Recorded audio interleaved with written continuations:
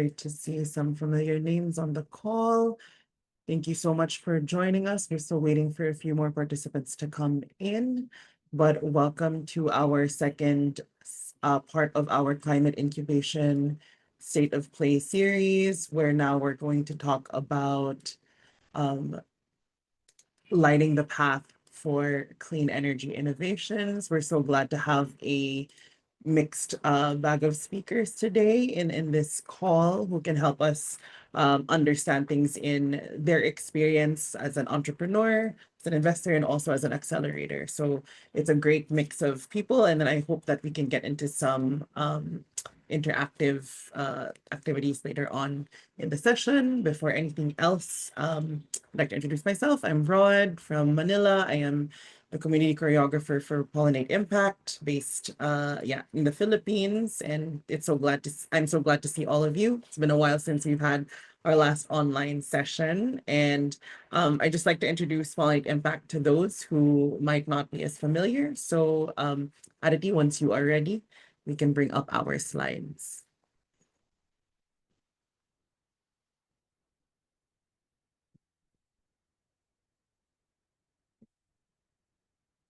All right, so if you're not yet a member of Pollinate Impact, this is your sign to join our buzzing hive of impact incubators across the Global South. We are a member-led network of impact incubators where we share tools, funding tips, and real talk, not just with each other, but with other ecosystem builders who need to hear us.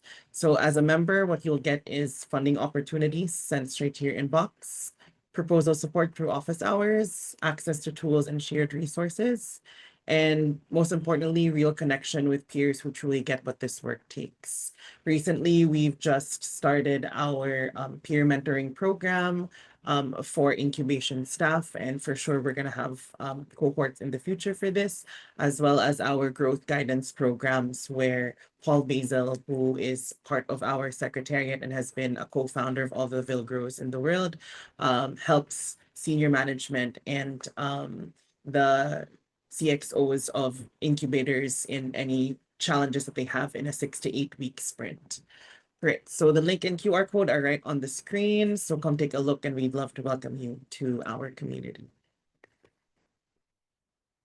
All right. So for those of us who are members, which I see a few who are here, if the network has helped you even a little in terms of maybe a timely funding lead, a tool that you used, or a conversation that reminded you that you're not alone in this work, why not pass it on to a peer and join the Pollinate Network? And for your efforts, you get 10% off your next annual membership fee. So all you have to do is share the link and scan the QR code on screen. And so I hope you can help us keep growing this garden, one good referral, one new bloom at a time. All right. Great. So just to let you know, whether you're already part of the community or just joining us now, there's something for you in the next couple of weeks. For our members who have not yet joined a new member orientation, we have the space to welcome new members and build connections. So on September 3rd, that's going to be our next new member orientation. On the 11th is our last installment of the Climate Incubation State of Play series, where we'll talk more about e-mobility and how incubators and accelerators have been supporting innovation in that space.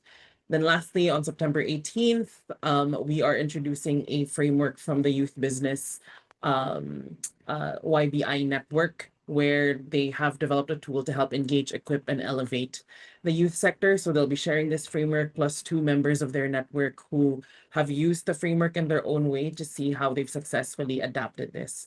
So we'd love for you to join then. All of these sign up links will be in your mailbox if you're part of our newsletters, or in the WhatsApp group if you are a member. So thank you. Thanks, Aditi, for sharing this. Now I'd like us to get to know each other, who's in the room. So we will be sharing our mentee on the screen, plus a link in the chat. Let me get that link in the chat really quick. Oh, thank you so much, Aditi. So you can join us there. These are quick questions on who's part of the room today. So If you can please join, and Aditi, once you are ready, let's project the Menti.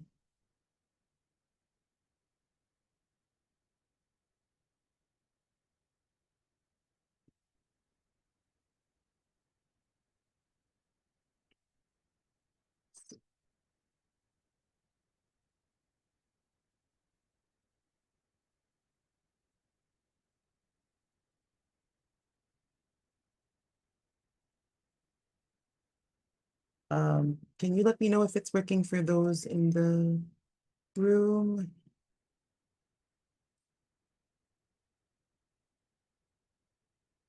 Thank you.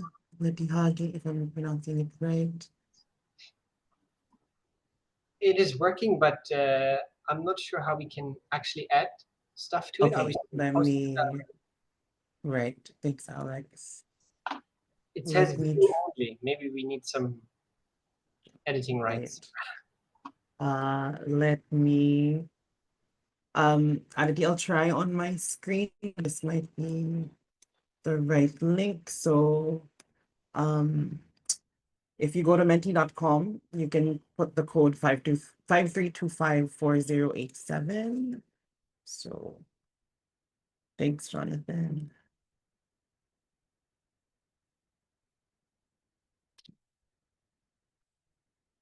So you can join here and then you can use the code.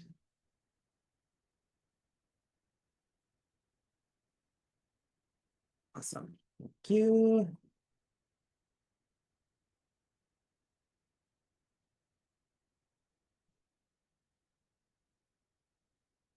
Right.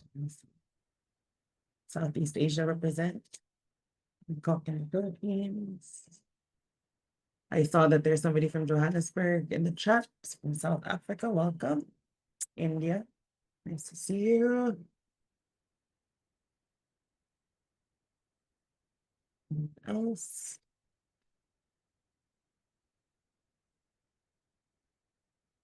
Nairobi, great. Okay, so we have a great mix of people in the room in terms of diversity. We've covered basically the different regions that Polynet is a part of. That's awesome. I'll wait for a few more in case people are still trying to access the Menti.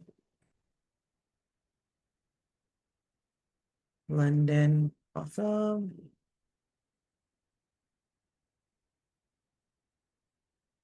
Great, all right.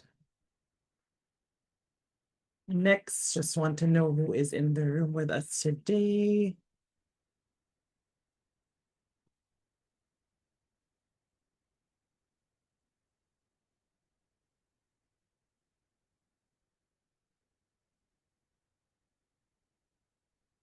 Entrepreneur, incubator, accelerator.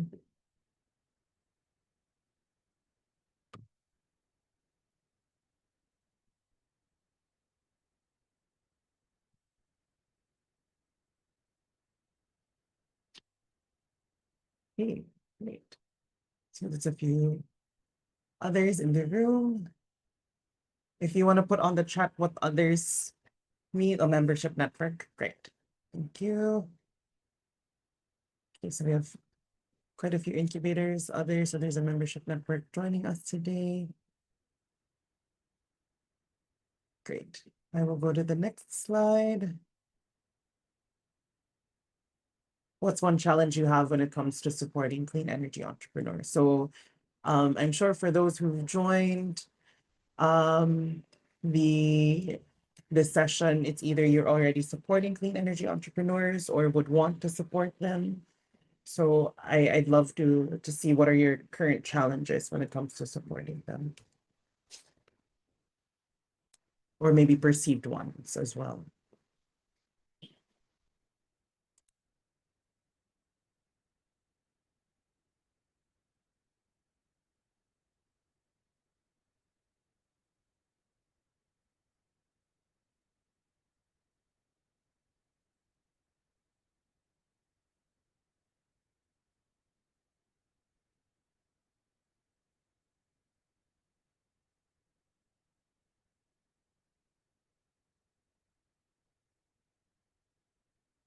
Yes, people are still thinking.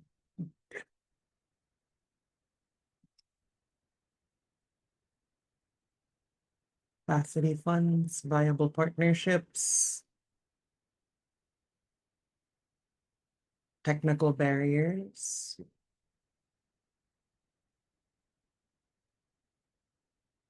pipeline and quality of startups, capacity and red tape. Yeah, access to research, right? What I've been hearing from talking to people who have supported clean energy innovation is it's a lot to do. It's a regulation heavy industry. So again, this the technicality, these access, the red tape is really a big challenge. Timelines are long, getting funding along the way is tough for the entrepreneurs. That's right, especially when you're still working on or developing the actual hardware or the tech, then it's quite challenging to get funding for that. Regulation doesn't always exist. That's also another, the flip side, right? Sometimes there's too much regulation, sometimes there's not a lot. So um, because of that, it does create its own challenges.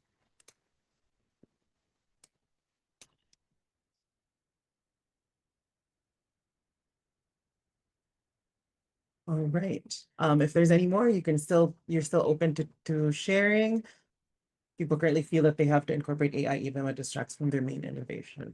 It seems to be a very big thing, AI now as a trend. And so, it could be in a thoughtful manner, but at times it becomes a reactionary um, uh, impulse for a lot to do because again, it's a new trend and it might get funding if there is AI included. So definitely.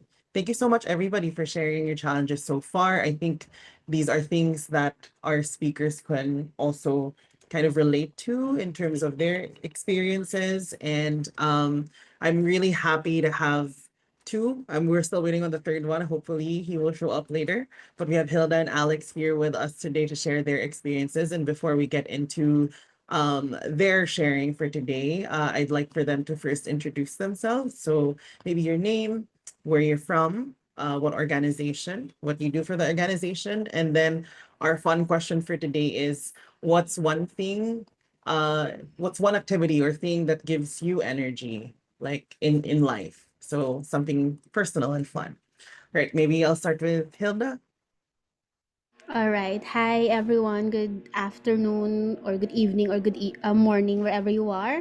But yeah, I'm Hilda Carreon. I'm from the Philippines. I'm representing New Energy Nexus. And for the fun question, sadly, my way to re energize is just scrolling through Facebook or Instagram or Twitter because during the day, you're always looking at emails, documents. So that's my like definition of having a me time, but that's a bad habit.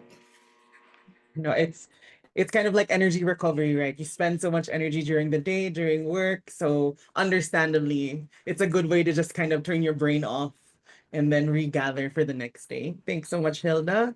Alex, please go ahead. Hey everyone, I'm Alex. I'm from Germany, and I'm the founder of Siam Sun. I started it together with my girlfriend, and I think my fun activity is actually paragliding. I miss the mountains in Germany where it's easily possible, but I feel like that moment you leave the ground and the mountain behind, you are just in absolute calmness, and it gives me a lot of energy. Yeah, I wish we had more green spaces in Southeast Asia, Alex. That's definitely something that would give all of us a lot more energy. So, definitely jealous of the green spaces in other parts of the world, and I'm sure you miss it a lot too. So, yeah.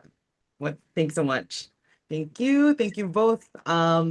Martin is not here yet, but hopefully he'll show up later and he can also introduce himself and give his answer to the fun question.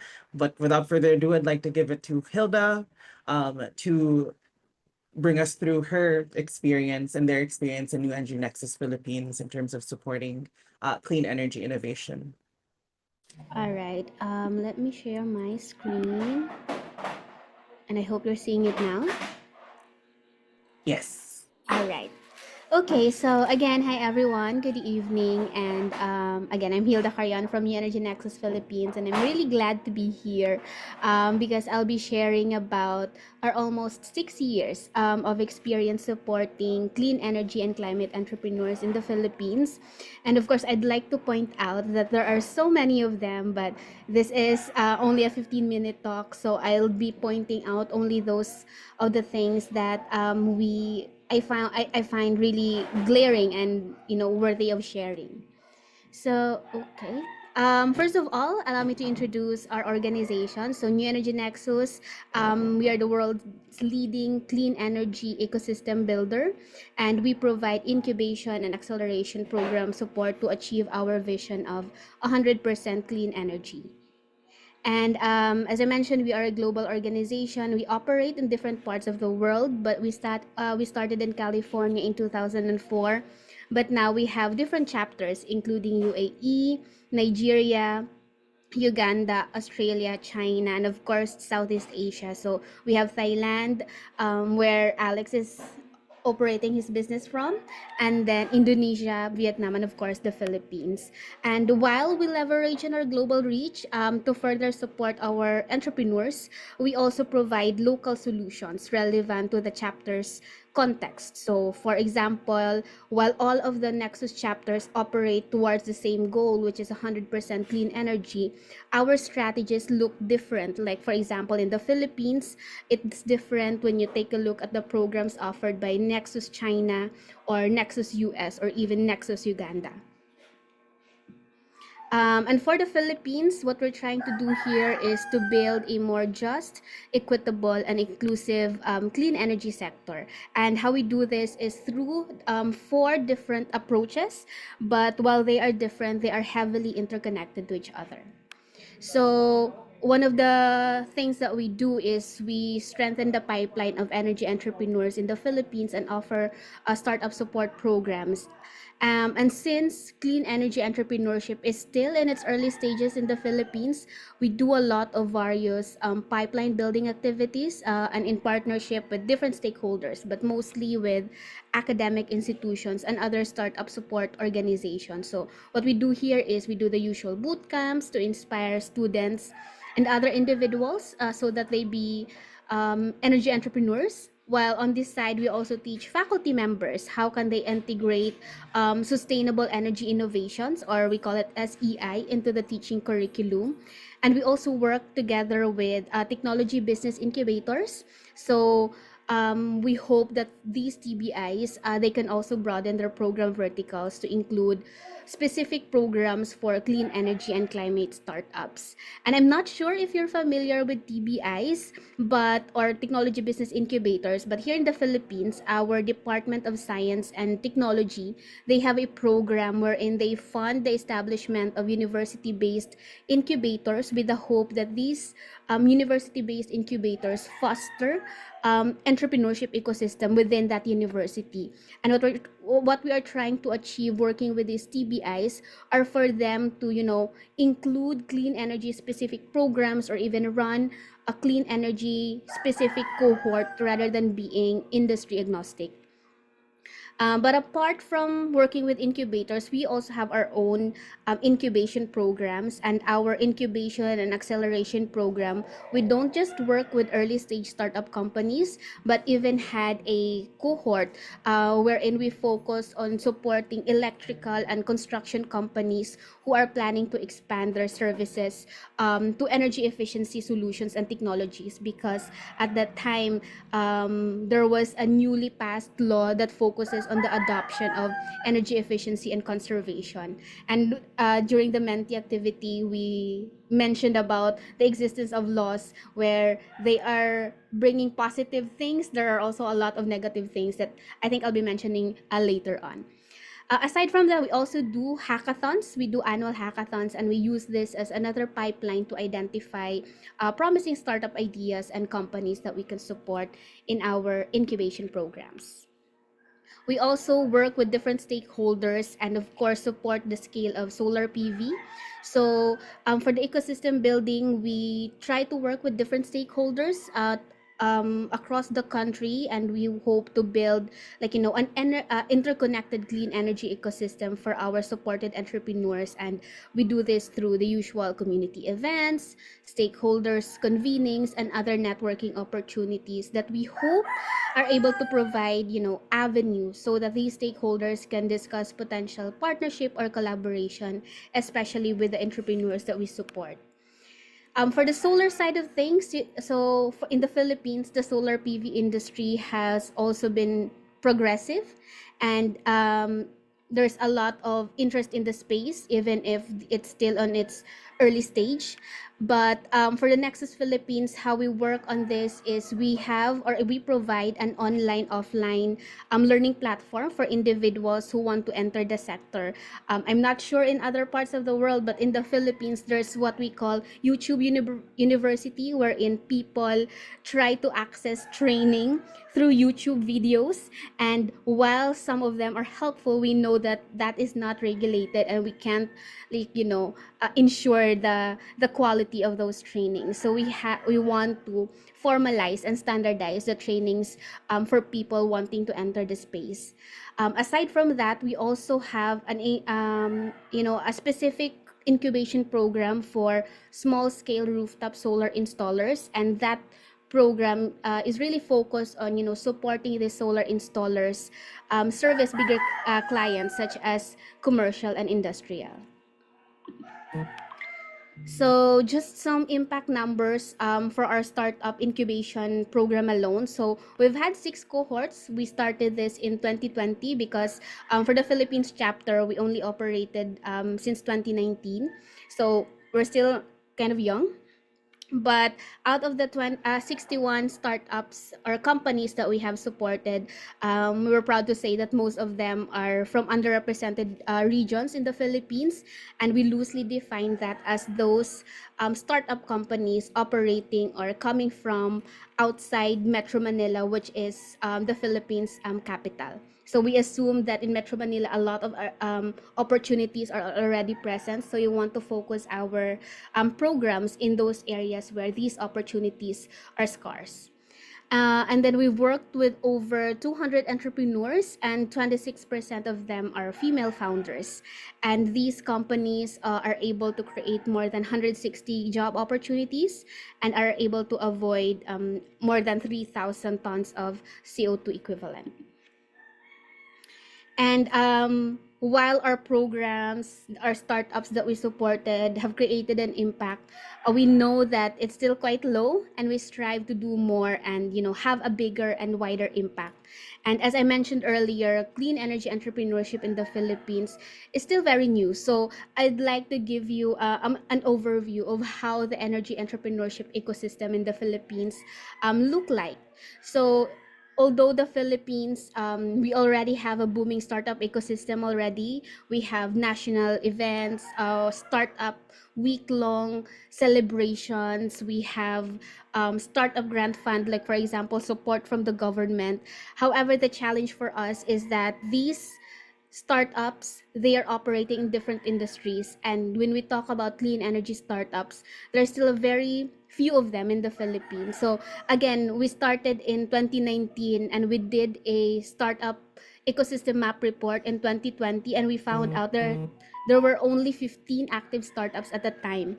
And we did like an ecosystem map update last year, and while we saw an increase from 15 to 91 startup companies, we know that this is still very new or very low compared to 1,000 or maybe more startups in the Philippines in different industries. So really our goal here is to have a balanced number between clean energy startups and logistic companies, for example, or platform companies, or whatever industries these startups would like to operate in. So we want to see, if there are 10 startups in the room, probably 4 of them are clean energy startups, and not just doing logistics or platforms.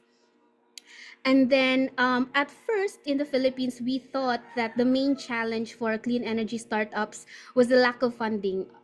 because that's the usual thing that we hear when we talk about anything like lack of funding. But what we found out is that there's actually funding opportunities, they exist, but the real issue is that many of the startups that we support, and again there's only 91 of them, they are not yet equipped to access those opportunities, and most of the capital available is for large ticket sizes, and they don't match the readiness or the needs of the early stage ventures that we have in the country.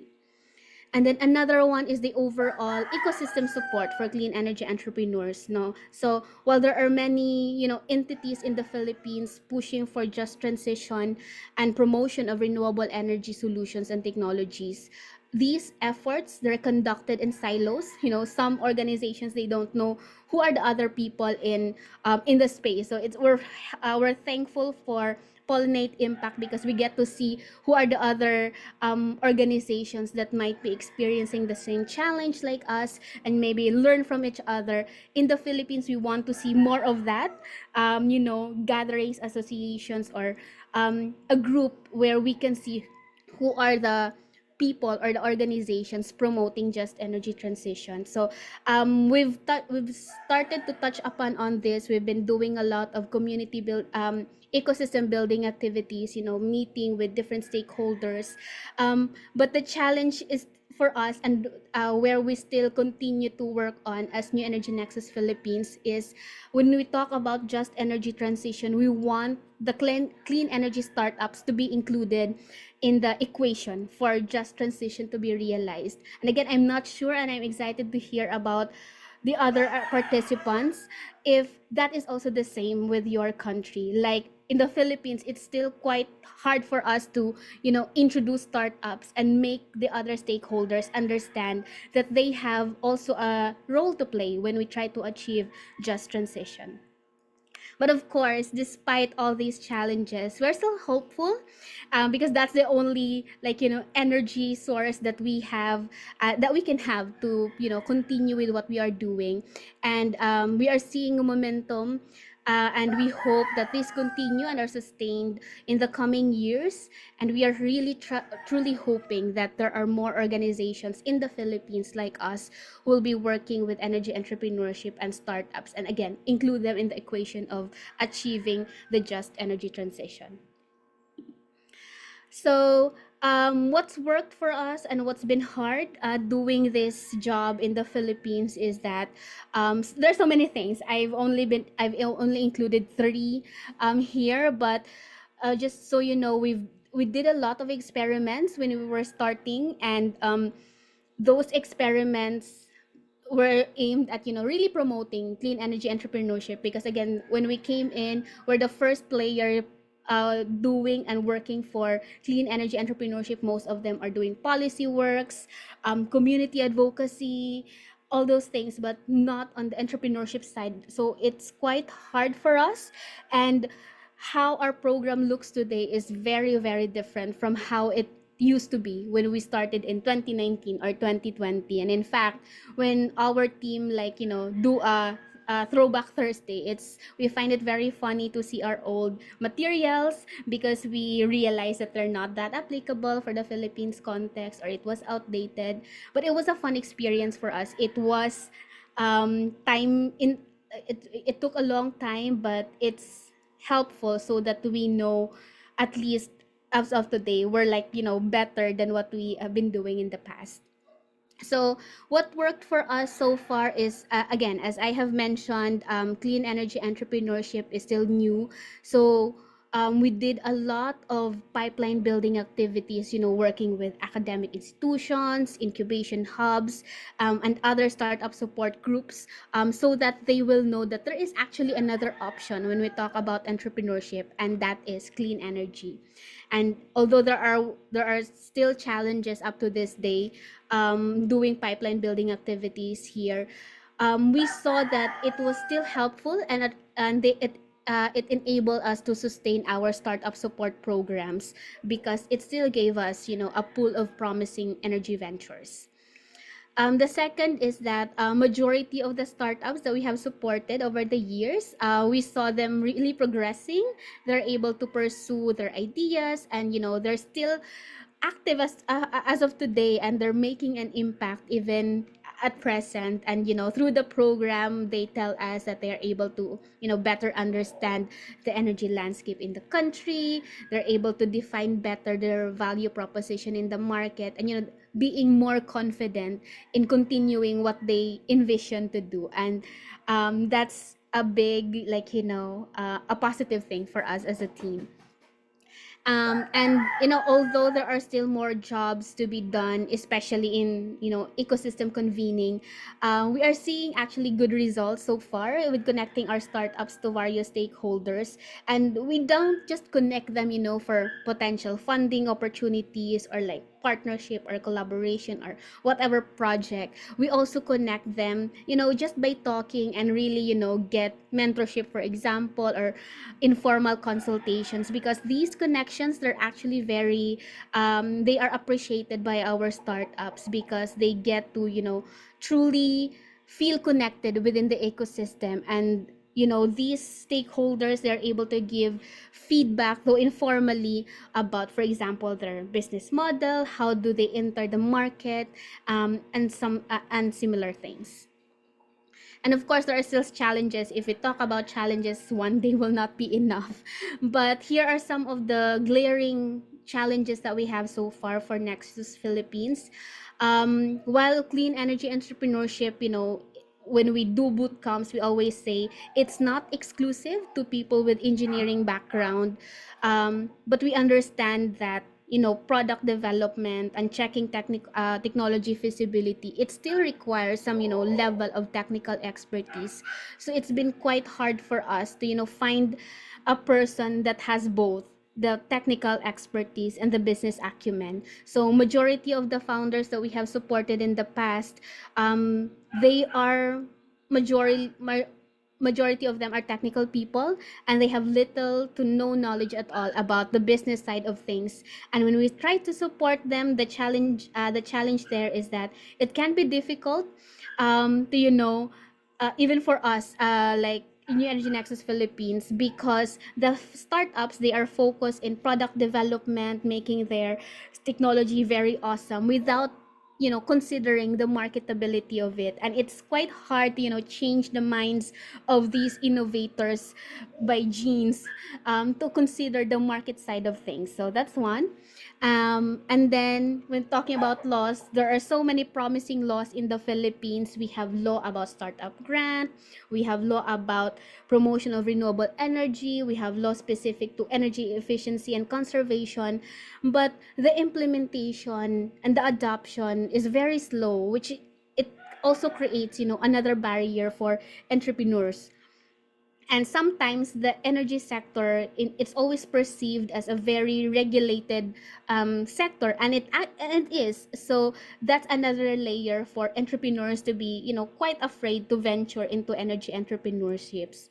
And some of these laws, and some of the policies that's been developed, they are not fully and properly communicated to the other parts of the country. So it's also hard for startups operating in those areas, because those laws they're not fully understood by the implementing body. As I mentioned, 77% or more than 70% of our startups, they operate outside Metro Manila. And the far-flung areas, they're not that updated of what are the new laws, the new memorandums. And it creates conflict, because for example, in this like area, that is okay, but when you come to Metro Manila or bigger cities, the policy is different. So another challenge. Another challenge is in the Philippines, again, we're the only one working on energy entrepreneurship side. So the pipeline building activities that we've been doing, we're actually anxious about the sustainability of it, because we hope to be an accelerator. But we did pipeline building activities because there's no startups to support in the first place. But what we truly hope to be is to focus on accelerating these startups, and hope that the partners that we've engaged in the past, they will be able to take on the lead of doing these pipeline building initiatives, even without the involvement of New Energy Nexus. I hope I still have time. But yeah, Yes, I think please. Please go ahead. perfect. Perfect. So I'd just like to share some of the startups that we have supported. So and the learnings that we got from the working with this startup. So I'll start with Hive Energy PH, and Hive, they provide portable solar powered battery packs for power backup use and even outdoor activities like camping. So Emil, the founder of Hive, he actually joined one of our online boot camps in partnership with the TBI in 2020 during pandemic times. And after the boot camp, he later joined our incubation program, which is on the following year in 2021 with the same idea. And he's been running the business since then. And I think his story tells us that even if we're doing pipeline building activities through Zoom meetings, they're actually very effective, because we can still find serious entrepreneurs and promising ventures even in those online meetings or Zoom meetings that we've had. And he is also a solo founder, so I know some organizations are a bit hesitant to accept single members. But what we've seen with Emil, in Hive, is that even if he is a solo member, as long as that founder is committed to his vision, committed to the future that he sees in the company, he will still be able to thrive. So as a single member team, he engaged with his family members, his mother to be his accountant, his brother as, the social media side of things, but he still continued with his passion and is now, and Hive is actually one of the most promising, startups in our portfolio, given the challenges that he had in the early years. Second is Light of Hope. So they provide energy access solutions to marginalized off the grid and coastal communities in the Philippines. So they provide solar home systems, for example.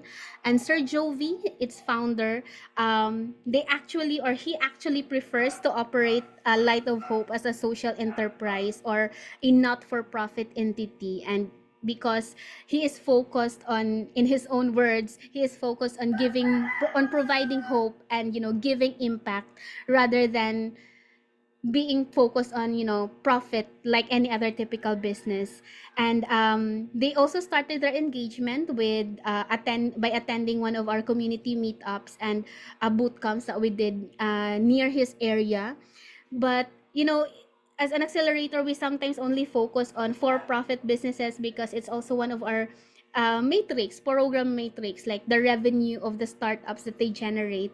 But the story of Light of Hope tells us that even if that is our focus, as long as that startup or that entity is contributing to the overall vision of the organization, like which for us is like 100% clean energy, we still need to be flexible enough to accommodate them, because even if they're not earning, in a sense they're contributing to achieving the 100% clean energy vision that we have at New Energy Nexus. And it's not only Light of Hope that comes into our program and prefers to operate as such, like not for profit. And I think it also gives us an indication that when we talk about energy entrepreneurship or entrepreneurship in general, it doesn't just look like the startups that we know and typically see in the field.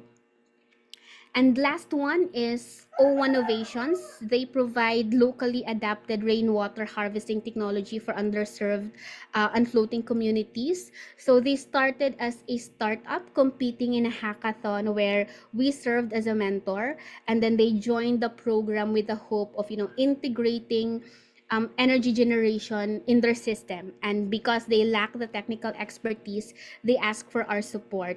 And our programs only run for 3 months, and it's not enough to complete that R&D. So the R&D is on how that integration would look like is still ongoing. And for now, O1 Innovations is operating on the focusing on the rainwater harvesting side of the system. But I think O Innovations, the story that it tells us is that, again, going back to being flexible in our program designs and criteria, it is important that even if they are not yet fully ready to adapt, our focus, which is clean energy, we still need to be able to provide support to them, and we still need to be able to meet the entrepreneurs where they are at, rather than just just giving them support once they are ready, or once they are already very promising or earning.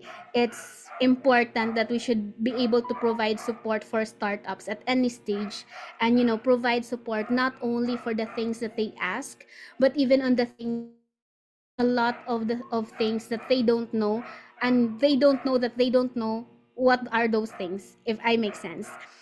And you, as a support organization, you'd be able to see a pattern that eventually they'll be needing this, so it's better to give them a heads up of what they will potentially face in the future.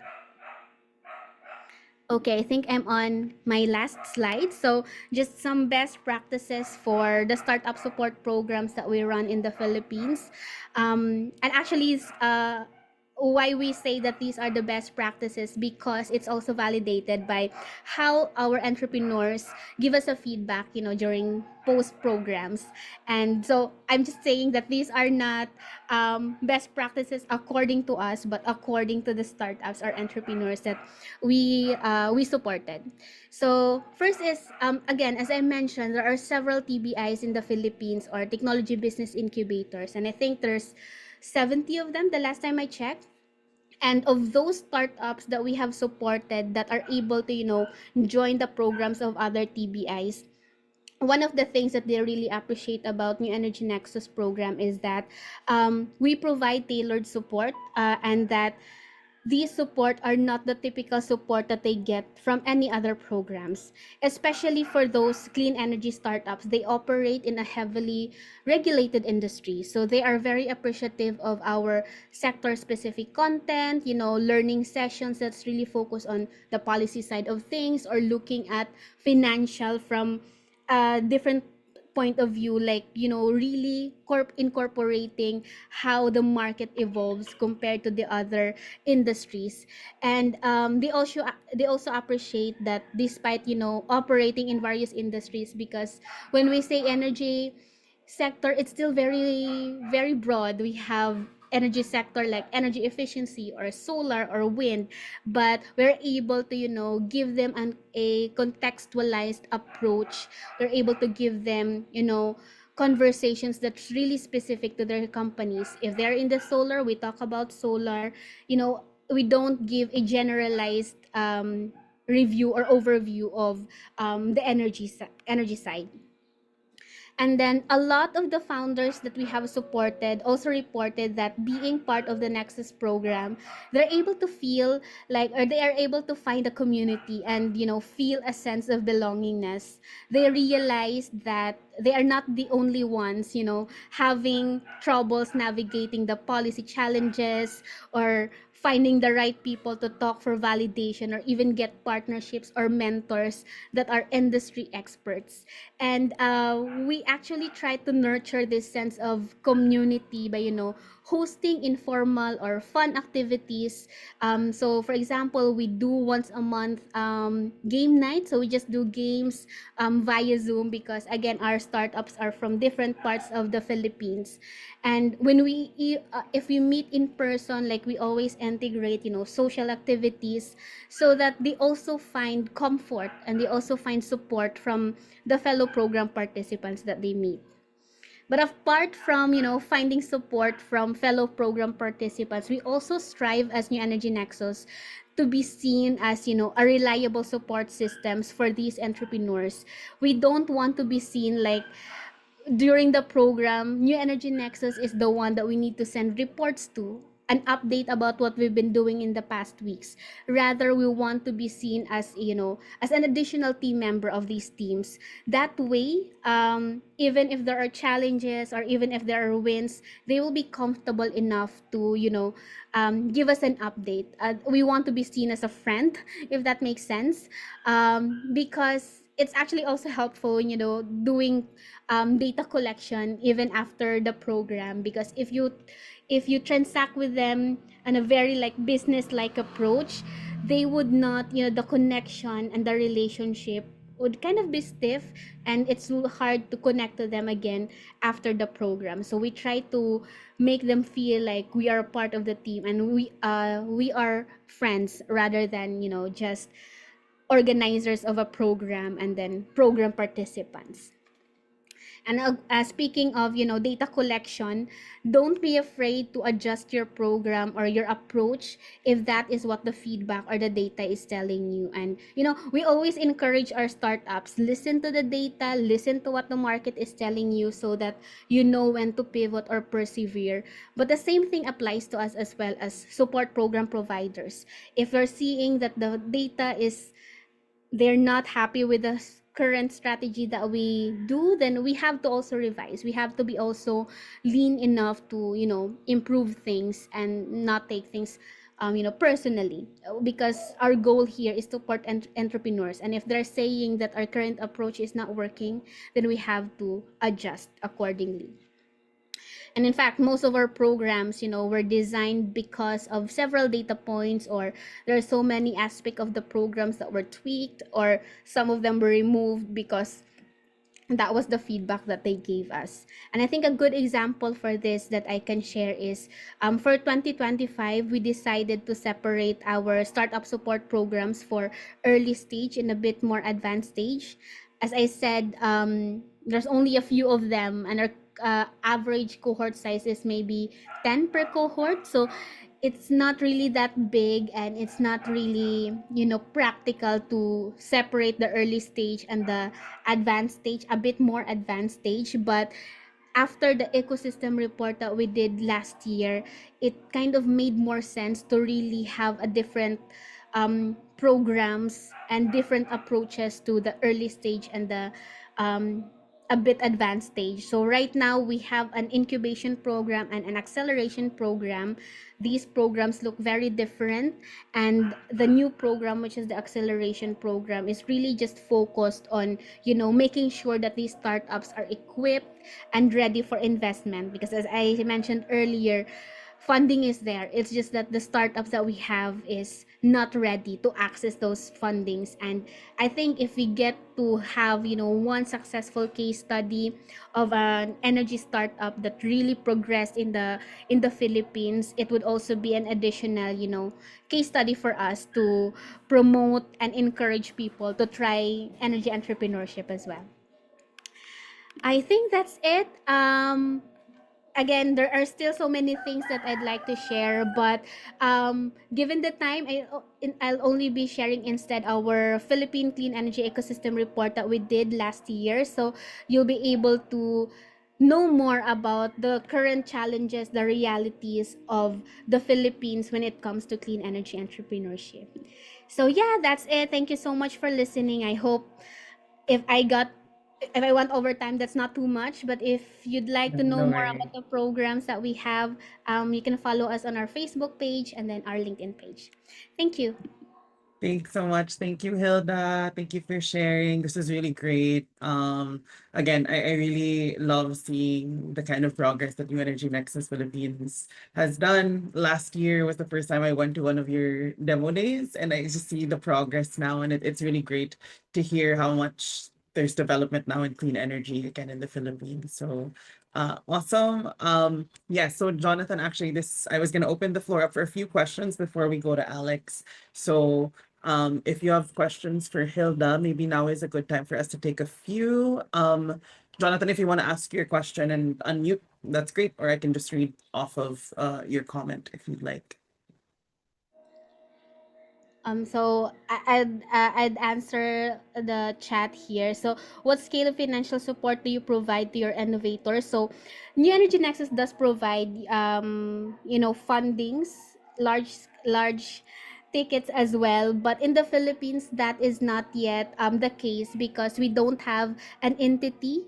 So in our other chapters, like for example, Indonesia or even China, California, China, they do give fundings, um, but Yeah, we don't. We actually also have like an arm, Next Ventures arm, that's really just focused on, finding startups that we can fund. Of course, we typically want it to come from our programs, but then again, for the Philippines context, we don't have that quality of startups yet. So that's the thing. And then another is when you talk about equipping these ventures, it is mostly through mentorship. Aside from mentorship, aside from learning sessions, in the acceleration program that I talked about, we actually help them, build their pipelines. For the current cohort, they're mostly B2B startups and they don't know how to approach these B2B clients. They don't even know how to develop a pitch deck tailored for business types of clients. So we help them with that. We also do market research for them as to who are the potential clients that will be interested, and even do their pitch deck for them, the email templates that they need to send out, just so we can really help these startups progress. And again, for our case, we want to have a successful startup that were invested and is able to grow through our support. I hope that answered your question, Jonathan. Thanks, Hilda. Jonathan, just want to give a little time in case you have any follow-ups. All right, great. Awesome. All right. Yeah, I see you on mute, Jonathan. Sorry. Go ahead.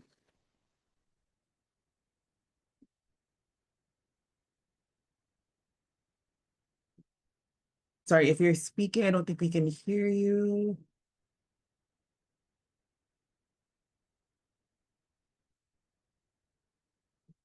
No worries. All right, maybe while we wait, if Jonathan has further questions, does anybody else have any questions for Hilda? You can raise your hand or just unmute yourself. While waiting, I'd also just like to share that our support looks different from each program. So as I mentioned, we also have solar incubation program. So it's also a bit different because there we don't do the usual learning sessions, the mentorships. It's really focused on, understanding. For example, the CNI, a lot of solar installers, they're afraid to try to even reach out to the CNI clients because they're just small. So what we do is really also, try to create an avenue where they can be together in a room and discuss, like, even if we're still small, we're still able to support you in, integrating solar solutions in your businesses. Yes. Great. Thanks, Hilda. So Shirley asked, but I think I can also answer a part of this. But in case, in terms of New Energy Nexus Philippines, do you have any agri-tech-based innovations or solutions from your startup network? So for us, our main, funding streams is really through donations and grants. So one of our biggest funder is Tara. I'm not sure if you're familiar, but I think they're based in UK. I'm not so sure. I'm focused on the program side of things, but we don't, unfortunately, haven't tried government programs because, again, in the Philippines, it's still quite hard to position ourselves as someone who can do things as well for the just energy transition. But yes. Do you support other entrepreneurs in other green? Yes, it's not only solar, and in fact, New Energy Nexus is really focused on clean energy. But in the Philippines, we saw a lot of climate startups. So even if it's not part of our initial, like, verticals, we had to adapt and include climate startups in our programs.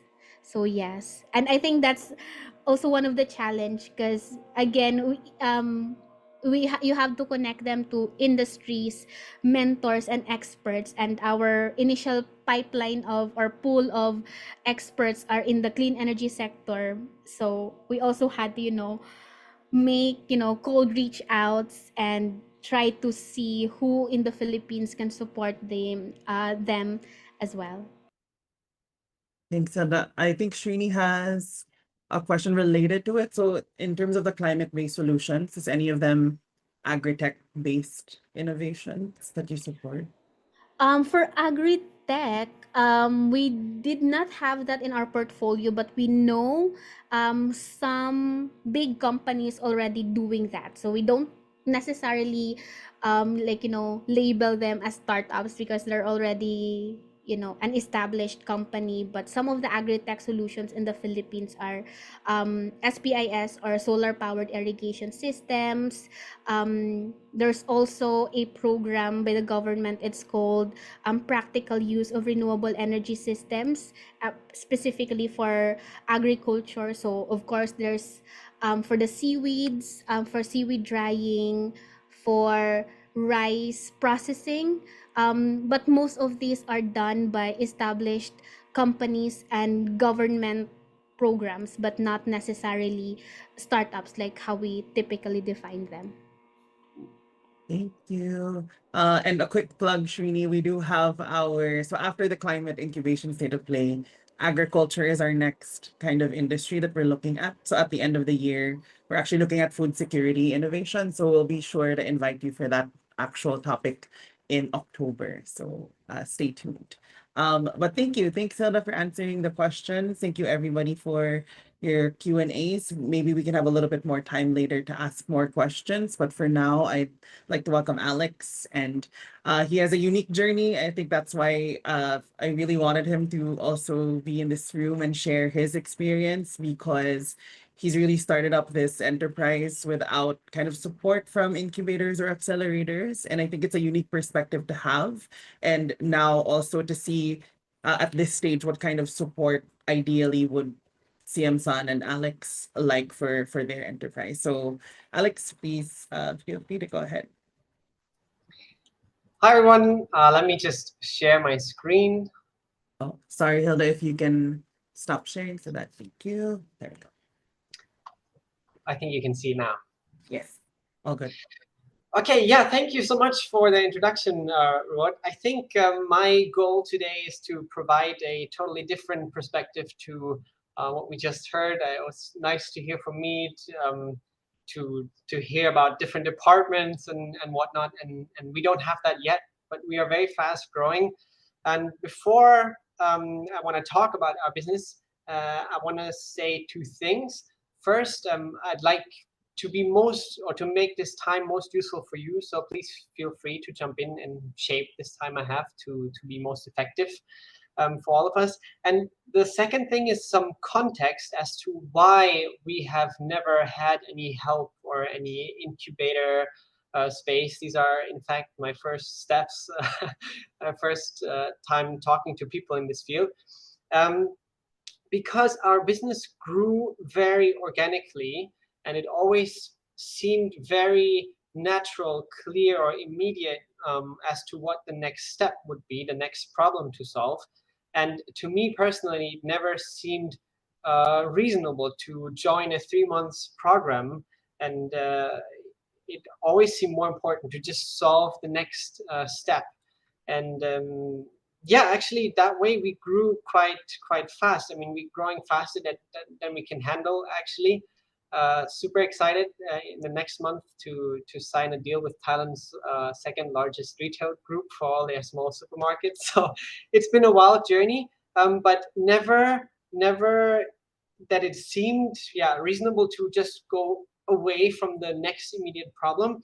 And the second thing is that while solving one of the next steps, which was getting funding, we talked to some investors from the UK who also seemed to be in one of those spheres, and they made us an offer for a lot of money, a few $1 million, but they wanted it to be in a company that they own for 60%. So I thought, okay, that makes sense. Like someone helping me, of course, that's not free. And maybe that was an unreasonable offer, 60%, but I got scared by that. And I thought, of course, if someone wants to help us, they certainly want their share.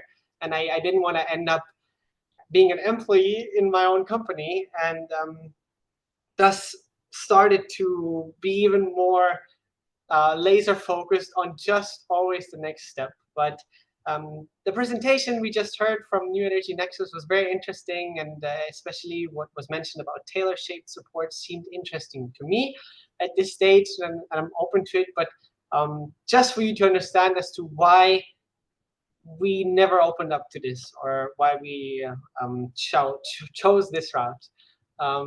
Yeah, so maybe now I can talk a little bit about how we got to where we are now. I always loved nature and found planet Earth super fascinating.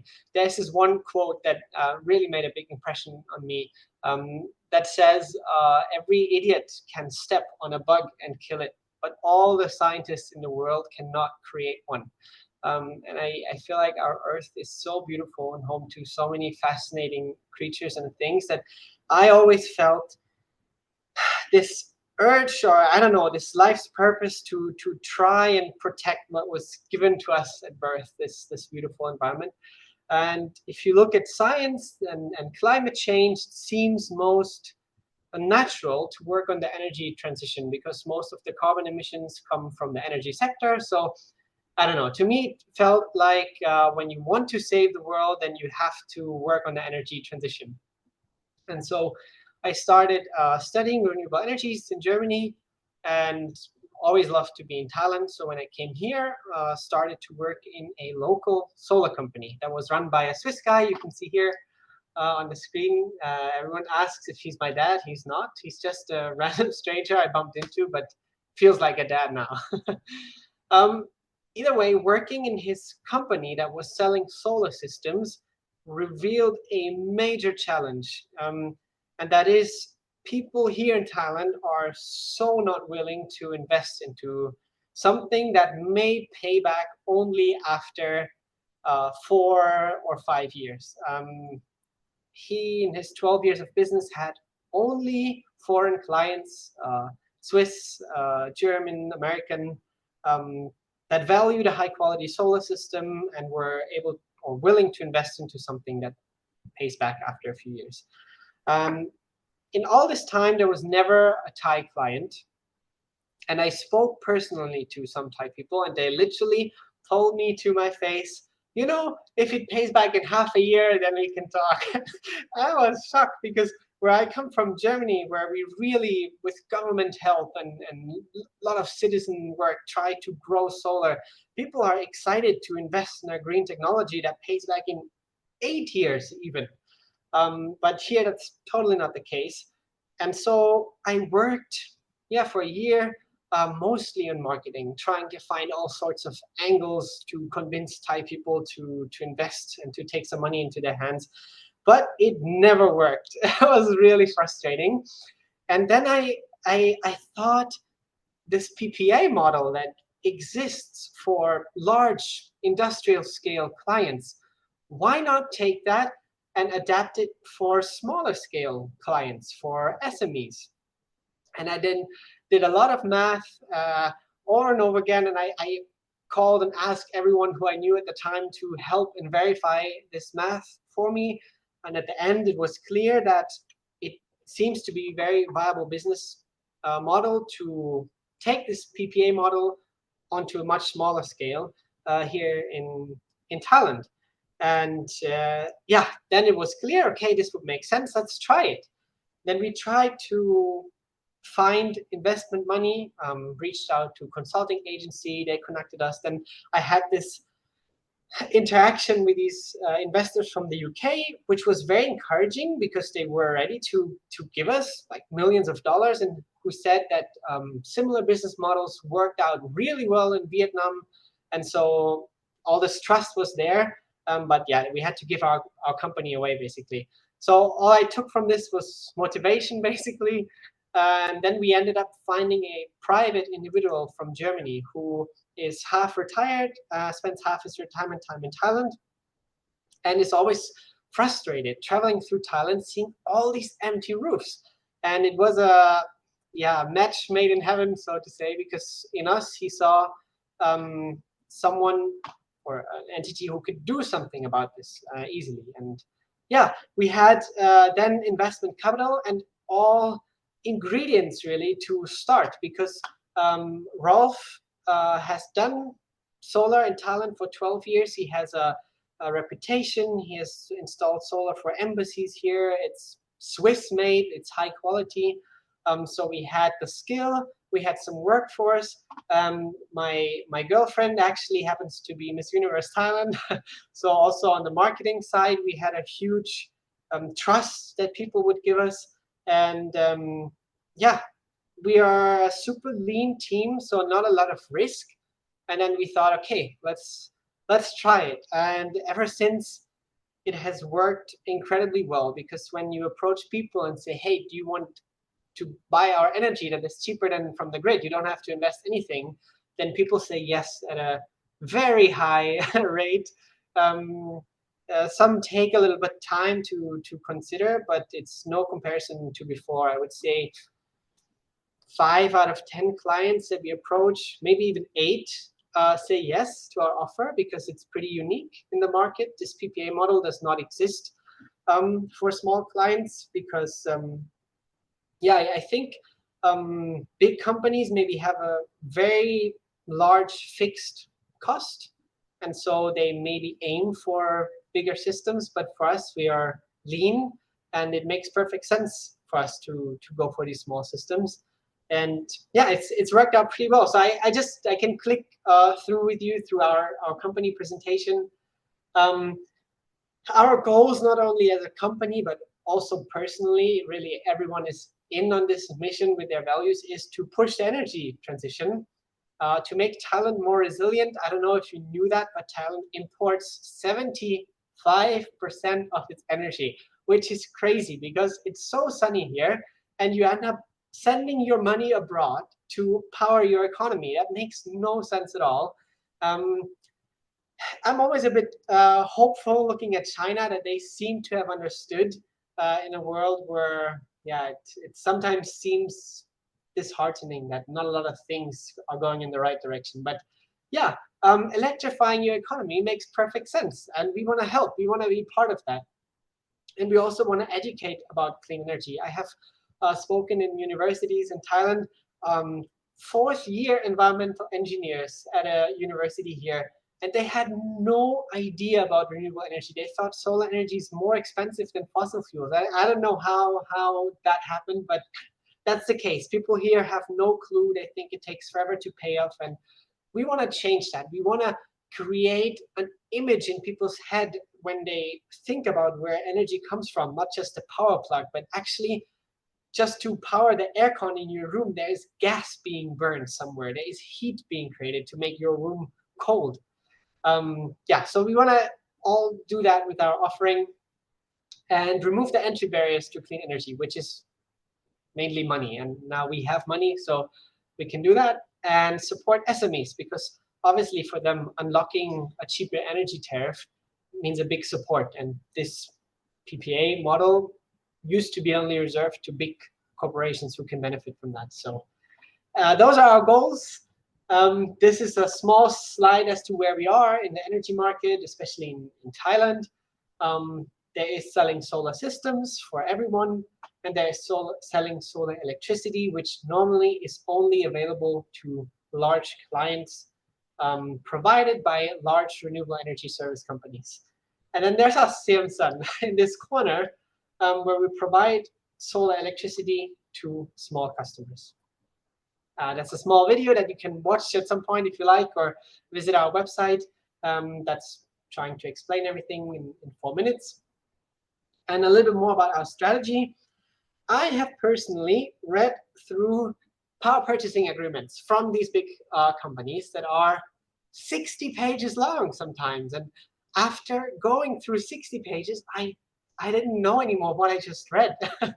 And we figured that it's just impossible to approach SMEs with a 60-page contract. They will feel threatened.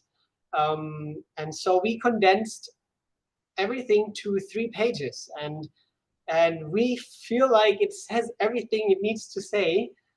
We have yet to make bad experiences. But we have spoken to a lot of law departments, and every lawyer said to us, thank God, your contract is so refreshing. All other contracts, all other PPA contracts give us a major headache. It takes forever to work through them and to give a green light. Yeah, ours is simple and straightforward, which gets us to sign fast, to grow fast. It's straightforward. No investment cost for the client, no running costs, no minimum purchases, which for us, of course, is a little bit risky. But then also, if you think about it, it's not, because our success relies on having lots of small clients. And if ever there is a failure with a client because they go bankrupt or God knows what, then it's 1 out of 100. And we just kind of factor that in. Yeah, and we have no minimum system size. We try not to do the extremely small ones, but yeah, 15, 20 kilowatt, everything above, small pharmacies, small supermarkets. That's our niche. And yeah, it is really a niche. We don't see that we have competition yet, luckily, which is a real drive for growth. Yeah, a little bit about the team. That's my girlfriend, Maria. I pulled her into this whole energy environment, and I'm so happy and grateful that she was down to do it, because she comes from a totally different angle, but always was into conservation and the environment. And yeah, we're doing this together. We are co-CEOs. We own the company together, 50-50. And then there's Rolf, who's basically our partner. He's in with the profits, but I mean, he used to be my former boss. It's kind of a cool feeling to hire or partner with your former boss. But yeah, the three of us are almost like family. Everywhere we go, they ask if we are family. We are not, but it feels like that, and I feel so lucky that I met all these people that make up these ingredients. And then we have some advisory that all stem from my personal network, that are not from any platforms or any of these kind. And they were helpful in the beginning to validate, basically, because I mean, if you have an idea to really turn it into a business, it takes some courage, and these people gave us courage, which is very nice of them. And our investor from Germany, basically. Yeah, co-creating the future. Yeah, along the way, we have also received some support from the Thai government, namely from me, because I'm a foreigner and I now have a work permit even without hiring Thai staff, and comes with some other benefits. And then some references that really help with credibility, that stem from these 12 years of work that Rolf did here before selling solar systems. Austrian embassies, Swiss embassies, huge projects, large projects. We have some charity projects as well, where we equip schools with free solar systems. And yeah, some of our now Siam Sun references where we sell energy, it's pharmacies. Our clients are also super happy, because in this case, it was an amazing case where the owner said, yeah, he has looked at solar. 4 years is too long. We want to spend our money into business growth. We don't want to take another loan, so solar is not worth it. We'll never look into it again, until they met us. And when they said, okay, zero investment, just do it for us. And they were so proud. They told all the employees, like, yeah, now we are running on solar energy. And that was a super rewarding moment for us as well. And now they're saving money. And we also, it's a 7-day-a-week business. We have stable income. And especially for Rolf, who actually wants to retire soon, it was such a game changer, because for the past years, where it got more and more competitive in Thailand to sell solar systems, it was quite tough to sell enough monthly to make ends meet and pay the salaries. And now this completely changed, because we can actually live from monthly reliable energy sales. And yeah, it's a big win-win for everyone, including the environment. This is a small cafe, small restaurant, a beauty salon. We experimented also with residential places where they really have aircon 24/7, because they have pets at homes. Some cold storage places that are getting bigger, 100, 150, 200 kilowatt. Some of our suppliers. Yeah, and that's us. I'm curious to start talking to you. I don't know if you have comments, questions. Yeah, but basically that's us. Thanks so much for listening, and yeah, happy to see where this leads to. Thanks. Thank you, Alex. The first time I heard Alex talk about Siam Sun, it was really exciting, and just seeing the growth that they've had as an enterprise is really such an inspiration. And I think I share that with the room of, all these impact incubators who dream of their cohorts to kind of progress the way you did. So yeah, congratulations, Alex, on all the success, and hoping for more for you and Maria and everyone in the team, and Rolf, of course. Um, yeah, I'd like to open the room up for any questions, comments, insights that you'd like to share with Alex.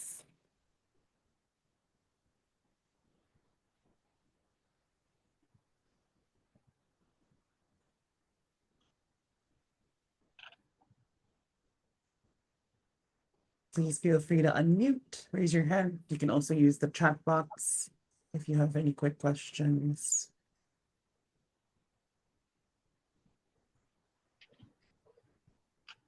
Thank you, Lydia. I don't know why your message disappeared, but I read it. Yes, he does, Lydia. That's right.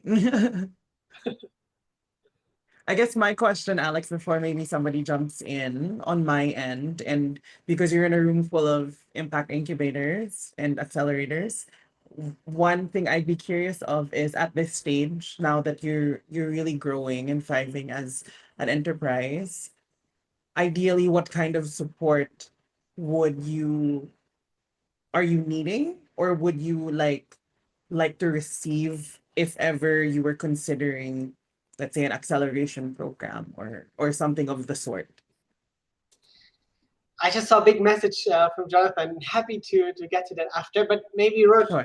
your question first.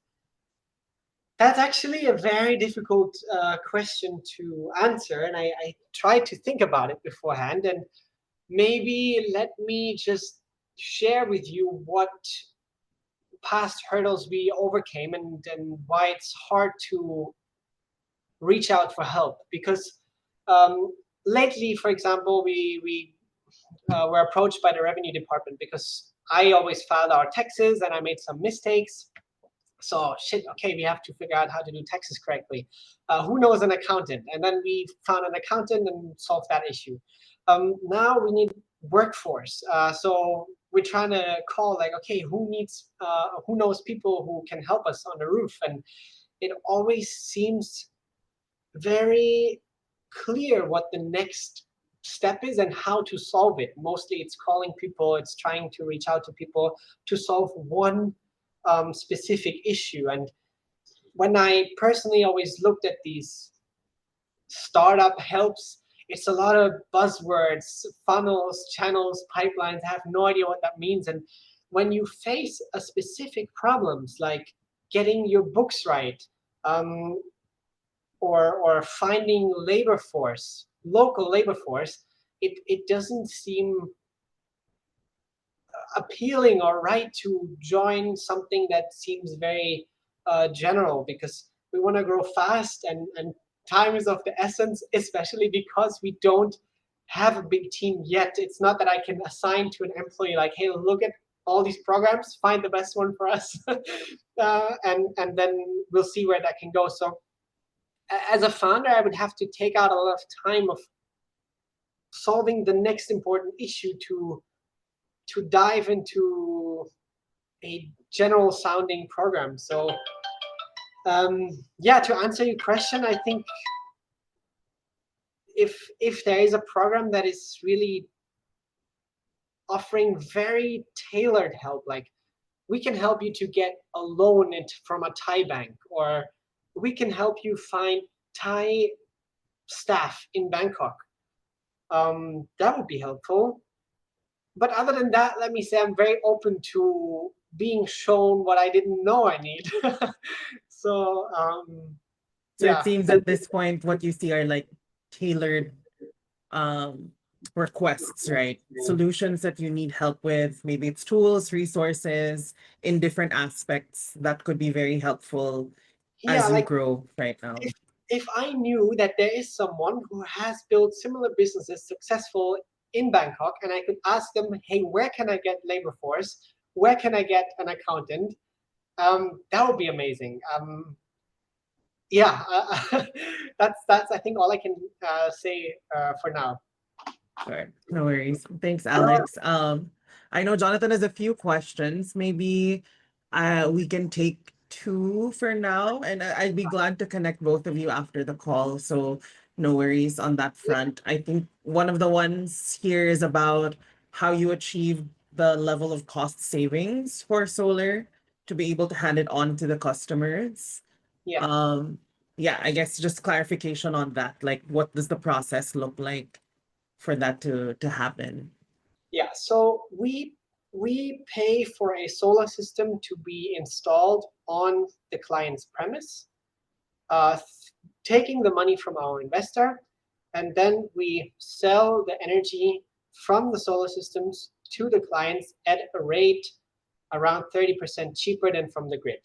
So all the client gets really is a 30% cheaper energy tariff and nothing else. We do maintenance of the system and it remains ours. Every 5 years, we give the client the option to buy the system at a depreciating price.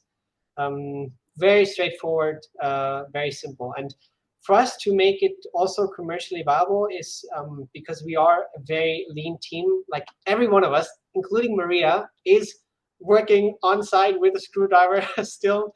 Just last week, we had a system that we just sent the team without it. But everyone, including Rolf, is in it. So it's like a small, lean team. And Rolf, for example, with his team and his expertise, he's not charging upfront.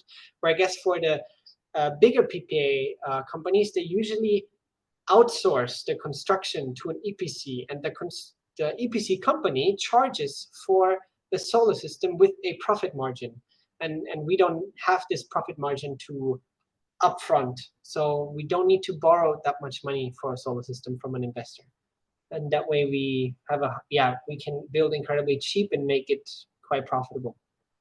Awesome, thank you. I guess one last question from Jonathan's list, Alex, is do you develop the solar systems in-house, or are these pre-developed solar panels, system, modern Um, systems, etc.? I think solar at this stage, I have done every chain of the process myself. It's more or less plug and play from components bought from China. We don't do batteries; they are just not worth it yet, and make a system much more complicated. So we just buy inverters, buy solar panels, and combine it and put it on the roof. Of course, it has to follow the local laws, but um, nothing fancy. Normal on-grid solar systems. Great. Awesome. Well, thanks, Alex, and thanks, Jonathan. I'd be glad to connect you again after the call. I think Jonathan has a lot of really great questions that I guess it'll blossom into a good connection after this call. I saw Gladys's question as well on any projects in Kenya. I'm guessing solar energy or solar innovation as well, right, Gladys? I think I'll pass it on to Hilda in case you would know anything from the nexuses in Africa, whether there's any projects in Kenya right now on solar innovation. Would you know, Hilda? From what I know, so as I mentioned, we have an online offline training for people wanting to enter the space. We actually have a plan to replicate that program in somewhere in Pakistan or in Uganda. I'm not just sure, but I know there's conversation already happening. And I just like to react to what Alex has said, because those challenges that he mentioned are actually the same challenges that the local solar installers in the Philippines as well encounter. So, they don't know how to file for tax reports. They don't know how to develop their financial statements when they try to apply for loans, and they're not even aware of the loans that are present both for the suppliers or installers and potential clients. I think the only advantage for the Philippines is that we have these things in place. It's just a matter of, knowing and passing that information to installers like Alex or residential customers, for example. I'm not just sure for Thailand, but Alex, we actually have a Thailand chapter New Energy Nexus Thailand. So if they also run a solar training. I'm not quite familiar of how that looks like because again, it's different from each chapter. But if you're interested, I can connect you to them. Very happy. Yeah, thank you. Awesome. Thank you. Well, thank you so much, Alex and Hilda. This is really great. Thank you for sharing your experiences. Unfortunately, Martin has not been able to show up today. But it was also just really great experiences that we've heard from both Alex and Hilda. Thank you everyone for your questions. I have one last on our mentee list just to kind of gather maybe what we've learned or any insights that have come up from the past 90 minutes or so that we've been together. So if we can please go back to mentally.com and enter our code 53254087, or if you're already there, I'd like to know if there's any insight, even just one insight you're holding now when it comes to supporting clean energy entrepreneurs. Maybe something you picked up from Hilda, something you picked up from Alex, or both.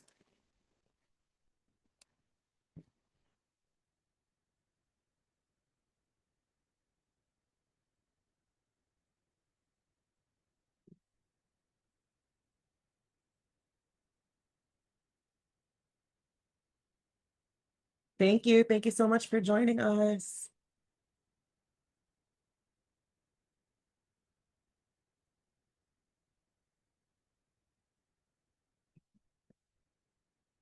Again, if Menti is a little troublesome, you can also use the chat. Just want to see if there are any bright insights that have come out of the discussion.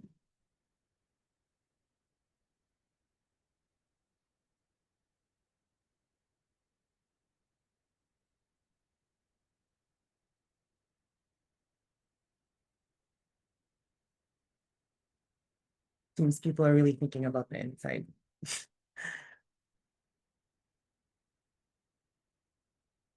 The entrepreneur is key. Great. Great to hear that.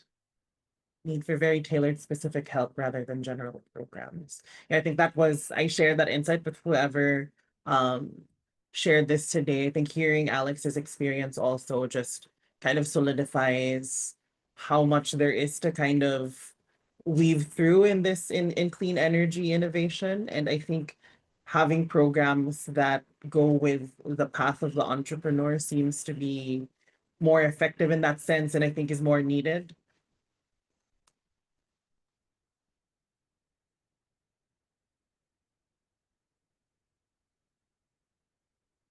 All right. Well, thank you. If there are any more insights, we can put it in the chat. Ooh, I got one more time. Be ready to be patient for the process to mature and come to life. Right.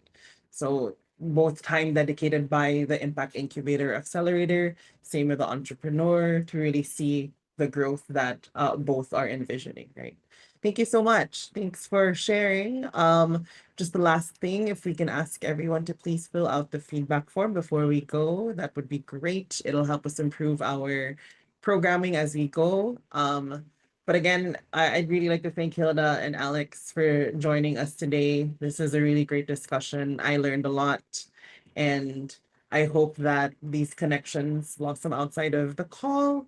Uh, and maybe I just want to give time for Hilda and Alex to say quick thank yous and maybe the last word on anything that they still want to share. So maybe I'll start with Alex this time. Last words. I think just thank you for listening. Jonathan said he wants to reach out tomorrow. I'm very looking forward to that, to any connections. Also super excited to learn about New Energy Nexus and their Thailand chapter. Thank you all for listening. Thanks. And good Thanks, luck Alex. to all your ventures. I think all of us working on renewable energy is so important for this planet. So thanks all for what you're doing. Great. Awesome. Thanks, Alex. Hilda? Same thing. I'm just really thankful to be here and being able to share what we've experienced in the past. and I'm sure there's still more a lot of things that we will be learning from today and for our next cohorts. But I'd be happy to also hear from the other participants what they've experienced. So hopefully we will have an avenue for that eventually. But yeah, Alex, again, I'll introduce you to our Thailand chapter. And if you are in the Philippines, let me know because I can introduce you to other solar installers who also does PPA. And I think you'll be able to learn as well how to get more investments on that side of things. That would be amazing. Great. Thank you so much. Thanks, Hilda. And thank you, everybody, for joining us. I hope you are answering the feedback form while we were saying our thank yous. But again, really appreciate your time and your energy in joining us today. Energy, pun intended, time and energy today. So I hope to see you in our next one. We have our last installment of the Climate Incubation State of Play next month, where we'll be discussing e-mobility this time. So sort of related, but a different subsector of climate again. So thank you, and then I hope to see you on the next one. Thanks, everyone.